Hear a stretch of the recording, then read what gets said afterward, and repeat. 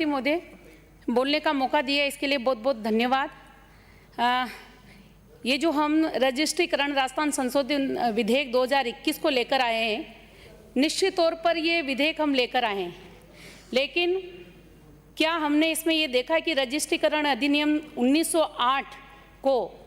उसके राजस्थान राज्य में लागू होने के संबंध में और संशोधित करने के लिए विधेयक को लेकर हम लोग आ रहे हैं।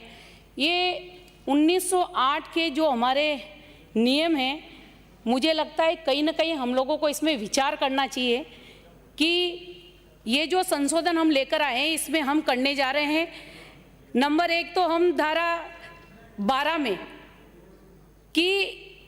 जो हमारा इसमें केंद्रीय अधिनियम संख्या 16 में जिसे हम इसके पश्चात मूल अधिनियम कहा गया है कि धारा 12 में विद्यमान अभिव्यक्ति उस जिले के रजिस्ट्रार के स्थान पर अभिव्यक्ति रजिस्ट्रीकरण निरीक्षक प्रतिस्थापित किया जाएगा। मैं कहूँगी सभापति महोदय ये बहुत गलत है और निश्चित तौर पर हम देखें कि आज आईजी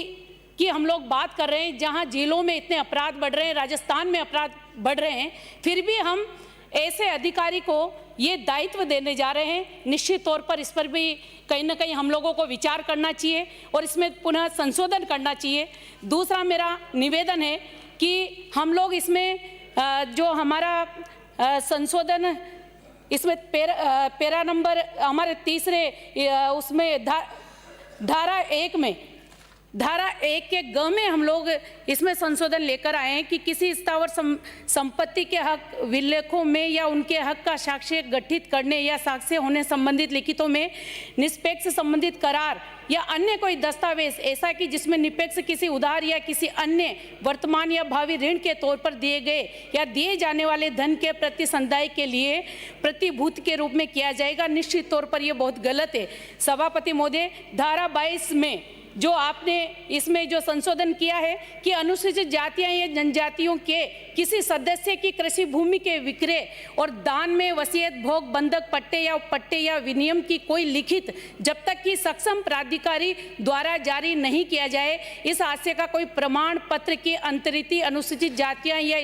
इता स्थिति अनुसूचित जनजातियों की रजिस्ट्रार कर्ता ऑफिसर के सक्षम पेश न किया जाए। निश्चित तौर पर मैं आपसे कहना चाहती हूं कि सरकार को इसमें कहीं ना कहीं दोबारा विचार करने की ज़रूरत है। अगर ऐसे नियम हम बनाएंगे, जो SC/ST का जो हमारा किसान है उसे मैं कहूँगी कि अधिकारियों के मकर जाल में हम लोग उसको फंसाने का काम कर रहे हैं, उसके लिए परेशानी पैदा करने का काम हम लोग कर रहे हैं। इस पर भी हमें विचार करना चाहिए। सभापति महोदय, हमने पंचायतों को अधिकार दिया है। निश्चित तौर पर हम कहेंगे कि आप कि जो आपका विचार है कि हम पंचायतों को मजबूत करें, लेकिन हम इस बात पर विचार करें कि क्या आज तक पूरे राजस्थान का हम रिकॉर्ड उठा कर देखें कि पंचायतों ने कितने पट्टों के बंटवारे किए। जब पंचायत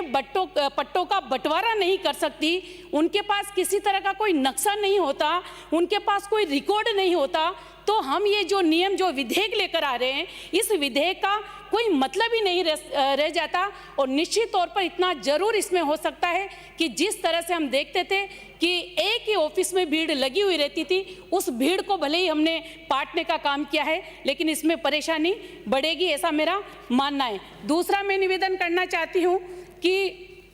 अगर पंचायतें बंटवारे नहीं कर सकती, जैसा कि हम देख रहे हैं कि अगर एक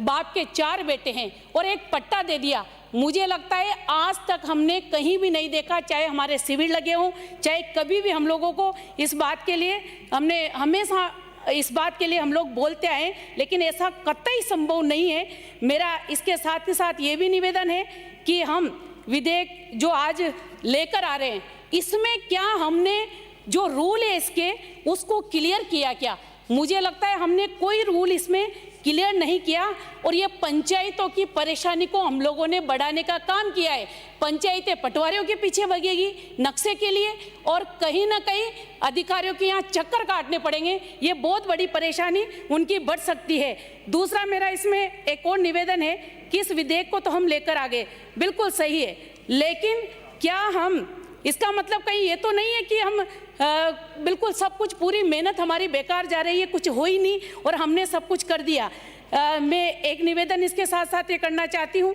कि जो हमारा नगर पालिका और जो पंचायत का एरिया है, जिसे हम कहते हैं कि पेराफेरी एरिया,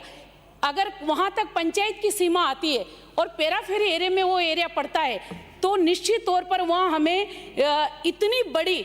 प्रॉब्लम खड़ी हो जाएगी कि उसमें किसी भी हालत में कोई रजिस्ट्रीकरण नहीं हो पाएगा। बहुत बड़ी परेशानी हम लोगों के लिए इसमें होगी। और दूसरा मेरा ये भी निवेदन है कि अगर पंचायतों को ये काम देना है हमें, तो निश्चित तौर पर पहले हम पंचायतों को मजबूत करें, वरना क्या होगा, जो हमारे बाहुबली लोग होंगे कहीं ना कहीं उनका, जो मैं कहूँगी कि गरीब लोग इसमें पिसकर रह जाएंगे। इसलिए मेरा यही निवेदन है कि ये लोकतंत्र है और इस लोकतंत्र में अगर हम ऐसा करेंगे तो निश्चित तौर पर जनता का एक बहुत बड़ा नुकसान हो सकता है। मैं आपसे आग्रह करना चाहती हूँ कि 6 माह के लिए इस